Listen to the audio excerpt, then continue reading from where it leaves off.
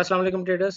Last time जब मैंने अपनी वीडियो में जो मैंने मंडे को अपलोड की थी उसमें जब मैंने गोल्ड का एनालिसिस किया था तो मैंने बताया था कि गोल्ड का ट्रेंड चेंज होने वाला है। उसके बाद मुझे बहुत ज़्यादा मैसेजेस वसूल हुए आप लोगों के कि सर आपने कहा था गोल्ड का ट्रेंड चेंज होने वाला है, वो अप हो गया है, लेकिन गोल्ड तो दोबारा सेलिंग में आ गया, टेक्निकल एनालिसिस फेल हो गए। तो आज की इस वीडियो में मैं आपको ये बताता हूँ कि भाई टेक्निकल एनालिसिस बिल्कुल फेल नहीं हुआ है। तो शुरू करते हैं अपनी वीडियो को, मिलते हैं एक छोटे से डिस्क्लेमर के बाद, मेरे साथ रहिएगा। वेलकम बैक ट्रेडर्स, अस्सलाम वालेकुम। मैं हूं आपका दोस्त, आपका भाई, आपका कोच रियाज हुसैन। तो ट्रेडर्स लास्ट में मैंने आप लोगों के साथ जो गोल्ड को टेक्निकली एनालाइज किया था, मैंने उसमें आप लोगों को ये बताया था कि यार गोल्ड जो है उसने ये अपना एक गोल्ड ने जो लास्ट टाइम अपना लोअर हाई बनाया था, क्योंकि जब लास्ट टाइम हम गोल्ड को टेक्निकली एनालाइज कर रहे थे तो हमारा ये लोअर हाई बनता था। और इस लोअर हाई को उस वक्त हम यहाँ कहीं ये वाली कैंडल शायद बन रही थी लास्ट मंडे को, मार्च, मेरा ख्याल है ये 6 मार्च यहाँ पर कहीं थी। मार्केट उस वक्त यहाँ पर कहीं मार्केट उस वक्त घूम रही थी।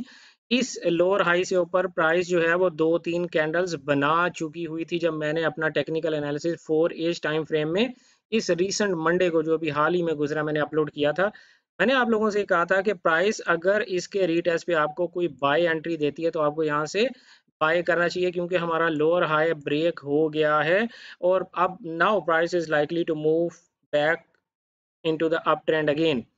तो लेकिन हुआ क्या, आपने देखा कि यहाँ पर प्राइस ने हमारे सपोर्ट को बिल्कुल भी घास नहीं डाली और वापस अंदर चली गई। तो ये हुआ करता है दोस्तों। देखिए मैंने आप लोगों से एक बात, अगर आप लोग मेरे प्राइस एक्शन मास्टर कोर्स को आप लोगों ने ऑलरेडी किया हुआ है तो आप लोगों को पता है यार कि हम प्रिडिक्टिव ट्रेडिंग नहीं करते, हम रिएक्टिव ट्रेडिंग करते हैं। द इम्पॉर्टेंट थिंग इज, देखिए जब सोचने और समझने की बात यह है कि आपको ये पता हो कि आपका एंट्री पॉइंट क्या है, आपका पॉइंट ऑफ इंटरेस्ट क्या है। This is the most important thing. आपको ये पता हो कि आज मैंने किस पॉइंट से अपनी ट्रेड में एंट्री लेनी है। अगर आपको वो पॉइंट ही सही से नहीं पता तो आप अपनी एंट्री कैसे लेंगे। देखें ये पॉइंट हमारे पास था, इस पॉइंट पर हमें या तो प्राइस ने बाय रीजन देनी थी और या प्राइस ने इसको ब्रेक करने के बाद इसी के रीटेस्ट पर सेल रीजन देनी थी। अब प्राइस ने इसको ब्रेक तो किया बस, बट इसको अभी तक 4 एज टाइम फ्रेम में रीटेस्ट नहीं किया। प्रॉब्ली 15 मिनट टाइम फ्रेम में कर लिया हो, लेकिन 4 एज टाइम फ्रेम में नहीं किया। अब जहां तक सवाल, आपके सवाल का ताल्लुक है कि आप लोगों ने ये इरशाद फरमाया, मुझे यूट्यूब पे भी मैसेजेस किए आपने, आप लोगों ने कमेंट्स किए और मुझे व्हाट्सएप पे भी आप लोगों ने, फेसबुक पे भी आप लोगों ने मैसेजेस किए कि सर टेक्निकल एनालिसिस फेल हो गया। आप फरमा रहे थे कि ये रीसेंट लोअर हाई हमारा ब्रेक हो गया तो price is now going to go back up in the up trend, ठीक है।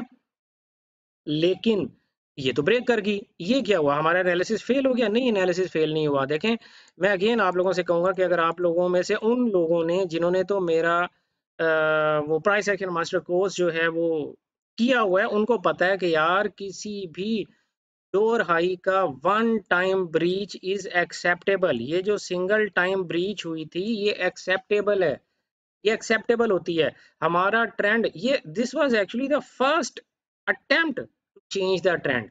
जब भी आपका लोअर हाई ब्रेक होता है ये आपकी पहली अटेम्प्ट होती है कि हम ट्रेंड को चेंज कर रहे हैं अपवर्ड डायरेक्शन में। लेकिन कंफर्मेशन कब होती है कि जब प्राइस इसी को ब्रेक करके एक नया हाई लगा दे, तो वो हमें नहीं मिला। तो हम बिल्कुल परेशान नहीं हुए। जो मेरे स्टूडेंट थे वो बिल्कुल परेशान नहीं हुए, क्योंकि उन्हें पता था ये वन टाइम ब्रीच है और this is acceptable, price still can go back down into the down trend ना। तो ये हमें पहले, उनको यानी पहले से पता था कि ये हो सकता है। तो इसीलिए मैं कहता हूँ कि यार जब कभी भी आप लोग अपने सपोर्ट या रेजिस्टेंस लेवल्स निकालते हैं ना, तो प्राइस के वहां पहुंचने के बाद आप लोगों को कोई ना कोई प्रॉपर बाइंग या सेलिंग रीजन ढूंढनी चाहिए। आपके सपोर्ट या रेजिस्टेंस लेवल्स निकाल लेने का मकसद ये नहीं होता है कि आपको वहां से बस अब ब्लाइंडली ट्रेड में आपने जंप इन कर देना है, ऐसा नहीं है। आपका सपोर्ट और रेजिस्टेंस लेवल्स आपकी ट्रेड एक्यूरेसी में 50% का इजाफा करते हैं, बट बकाया जो एक्यूरेसी लेवल है वो आपकी एंट्री रीजंस बढ़ाती हैं। अगर आपने बिना कोई एंट्री रीजन देखे अपने सपोर्ट या रेजिस्टेंस पर एंट्री ली थी, तो फिर यही हाल होगा जो यहाँ पर इस एरिया में एंट्री लेने वालों के साथ हुआ होगा कि जी रियाज साहब ने फरमा दिया कि जी इसके रीटेस्ट पे बाय ढूंढें, तो हम ढूंढते नहीं हैं, हम बस लगा ही देते हैं। तो फिर वो बैड कमेंट्स कर जाते हैं आके। देखें, अधूरा इल्म हमेशा नुकसानदेह होता है। मैं वीडियोस में आप लोगों को बातें बता रहा होता हूँ आप लोगों को ये समझाने के लिए कि रूल्स बेस्ड ट्रेडिंग करनी चाहिए, लेकिन आप लोगों को प्रॉपर कहीं से भी ट्रेनिंग लेनी चाहिए। ट्रेडिंग स्टार्ट करने से पहले प्रॉपर किसी की मेंटोरशिप में आपको काम करना चाहिए, कहीं से कोई ना कोई ट्रेडिंग का कोर्स आपको ज़रूर करना चाहिए। तो ये पहली अटेम्प्ट थी और प्राइस ने उस अटेम्प्ट को बिल्कुल किसी खाते में नहीं गिना और वापस अपने ट्रेंड में जारी मतलब वापस अपना ट्रेंड उसने कंटिन्यू कर दिया। और ट्रेंड क्या था? Trend was down.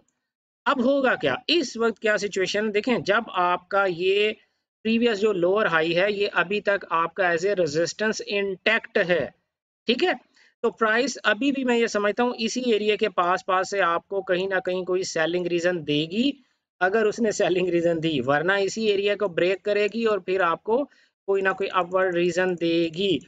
तो कहना मैं क्या चाह रहा था कि भाइयों बहनों दोस्तों बुजुर्गों बच्चों, कि टेक्निकल एनालिसिस फेल नहीं हुआ, आपको अच्छे तरीके से काम करना नहीं आता था, इसलिए आप परेशान हो गए। किसी साहब ने लिखा कि जी वो फलां न्यूज़ आ गई थी ना देखें, उसकी वजह से आपका टेक्निकल एनालिसिस फेल हो गया। भाई बिल्कुल फेल नहीं हुआ।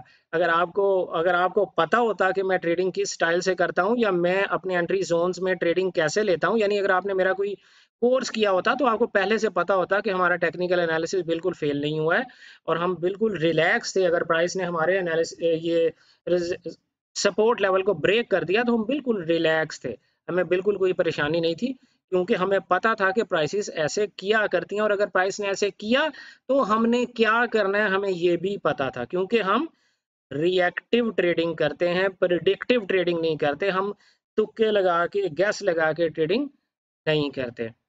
उम्मीद है कि आपको मेरी बात अच्छे से समझ आई होगी कि टेक्निकल एनालिसिस फेल नहीं हुआ भाई। मिलते हैं नई वीडियो में किसी नए कंटेंट किसी नए कॉन्सेप्ट के साथ, तब तक अपना ख्याल रखिएगा। Good luck, happy trading.